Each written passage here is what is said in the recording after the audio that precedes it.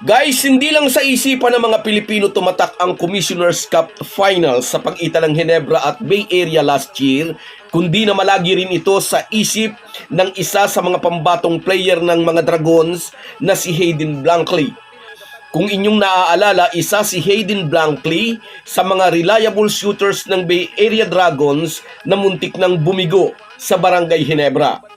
Iconic series daw ang final series na iyon, especially ang Game 7 kung saan ay naglaro sila sa harap ng napakaraming basketball fans. Yan at maraming iba pa ang ating pag-uusapan, kaya panoorin nyo ang bidyong ito hanggang dulo. Pero bago ang lahat, kung gusto nyong suportahan ang ating channel, please like and subscribe. Malaking bagay na po yan sa aming mga vlogger. Sa mga nag-subscribe na, maraming salamat. At sa mga hindi pa, salamat sa pagdalaw ninyo dito sa ating channel. Mga ka-Republic, nabuwag na o disbanded na ang kupunan ng Bay Area Dragons, ngunit narito ngayon sa Pilipinas ang isa sa mga star player ng team na sumubok sa tatag at husay ng Barangay Ginebra. Ngayon ay miyembro si Hayden Blankley ng New Taipei Kings na naglalaro para sa East Asia Super League at narito sila para sa kanilang laro kontra sa Meralco Bolts. Kasama ni Blankley sa team ang former NBA superstar na si Jeremy Lin. Agad daw siyang na-excite nang makita ang mga tao sa airport. Napakainit daw ng pagtanggap sa kanila ng mga tao. At syempre agad naalala ni Hayden Blankley ang iconic championship series ng kanyang former team laban naman sa pinakapopular na team sa PBA, ang Barangay Ginebra. Kakaibang level daw ang pagmamahal ng mga Pilipino sa basketball. Grabing suporta ang ibinigay ng mga Ginebra fans sa kanilang paboritong team na umabot ng mahigit 50,000 fans ang sumaksi sa Game 7 ng finals sa pagitan ng Bay Area Dragons at Barangay Ginebra. Nasabi nga noon ni Coach Brian Goorjian, hindi pa na-experience ng kanyang mga players ang ganoon kalaking crowd. Mahusay na kupunan ang Bay Area at kino-coach pa nga ng isang Olympic bronze medalist mentor. Ngunit sa Game 7 ng final series, hindi maitatangging na intimidate ang mga bataan ni Coach Brian Goorjian sa dami ng mga fans ng Ginebra. Umuugong sa sigawan ng buong Philippine Arena tuwing nakaka-score ang mga mag-aalak at inuula naman ng bus at mga kantyaw ang mga players ng Bay Area. Pati nga ang coach na si Brian Goorjian ay tila nataranta nang makitang apektado ng malaking crowd ang kanyang mga players. Ang mga eksenang iyan ang nakatatak sa isipan ni Hayden Blankley. Ngayon ay naglalaro na siya sa Taiwan League. Mainit din daw ang pagtanggap dito sa basketball, ngunit kakaibang level daw ang pagmamahal ng mga Pilipino sa larong ito. Narito nga ngayon sa bansa si Hayden Blankley kasama ang kanyang kupunang New Taipei Kings para sa kanilang away game kontra sa Meralco Bolts mamayang gabi.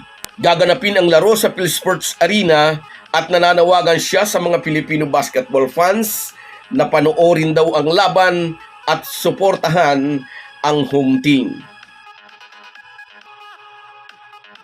Samantala, lalo pang iinit ang sagupaan sa pagpapatuloy ng bakbakan ngayong Commissioner's Cup. 5 team pa ang mag-aagawan sa natitirang 3 slot para sa playoffs. 5 kupunan na ang siguradong pasok sa quarterfinals, pinangungunahan ng Magnolia Hotshots, Phoenix Super LPG, Meralco Bolts, San Miguel Beermen at ang Barangay Ginebra. Sa 3 spot na natitira ay mag-aagawan ang 5 team. Ito ay Northport Batang-Pierre na may kartadang 5 wins, 4 losses, Talk and Text with 4 wins, 5 losses, Rain or Shine which also has 4 wins and 5 losses, Lex 3-6 at itong Tira Firma na may kartadang 2 wins, 7 losses. Sa 5 team na ito, ganito kaaga ay pwede na sigurong sabihin ang Tira Firma ang may pinakamalabong pag-asa.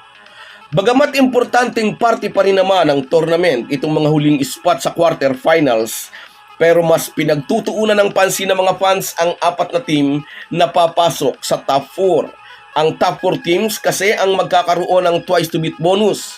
Napakalaking advantage nito para sa top 4 teams dahil may 2 silang pagkakataon na makaakyat sa semis. Ang Magnolia Hotshots pa lang ang may siguradong twice to beat bonus.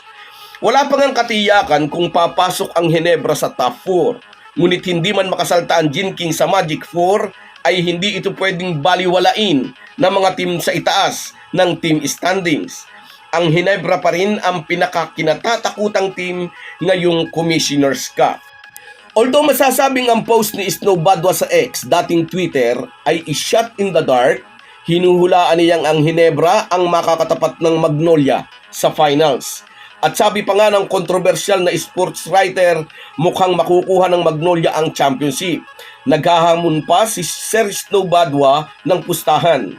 Ikakasi raw niya ang kanyang beachfront property sa Baguio. Anyway, kahit exceptional ang husay na ipinapakita ng buong team ng Magnolia sa pangunguna ni Tyler Bay, marami pa rin ang nagsasabing huwag silang pakakasiguro sa Barangay Ginebra. Sakalingang silang dalawa ang magbabakbakan sa finals. Ilang beses na nating sinabi, mahirap pigilan ang Ginebra pag nakakuha na ng momentum.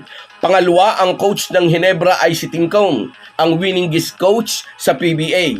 Sabi nga ng mga Ginebra fans, level up lagi ang laro ng Gym Kings basta nasa finals. Tiyak ihihirit ng mga haters, tinalo nga ng talk and text ang Ginebra nyo sa nakaraang Governor's Cup. Opo, totoo yan kasi ngay napod poison si Justin Brownlee. Pero ngayon ay ang import naman ng TNT na si Randy Hollis Jefferson ang na-injured, kaya sila naman ang inaalat. Weather lang yan. Abangan na lang natin kung ano ang magiging resulta ng susunod pang mga laro upang malaman kung sino ang talagang babagsak sa kangkungan. So guys, yan lang muna. Hanggang sa muli. Bago tayo magpaalam, may imekos-mekos na natin ang ating shoutout. Shoutout kina Daniel Baluran, Erwin Santiago, Glenn Goboy, Scout Ranger, Loribens Vlog, Hermia Tibay, Maria Luisa Colonia, Carlos Kayanan, Andres Ladecater, at si Lem Marasigan. Kahit gaano po tayo kabisi ay huwag po nating kalimutan ang ating buhay espiritual. Lagi po tayong magpasalamat sa bawat araw na dagdag sa ating buhay. Malaki po ang maitutulong ng pananalangin araw-araw. Isang paalala po mula sa inyong Halo-Halo Sports Republic.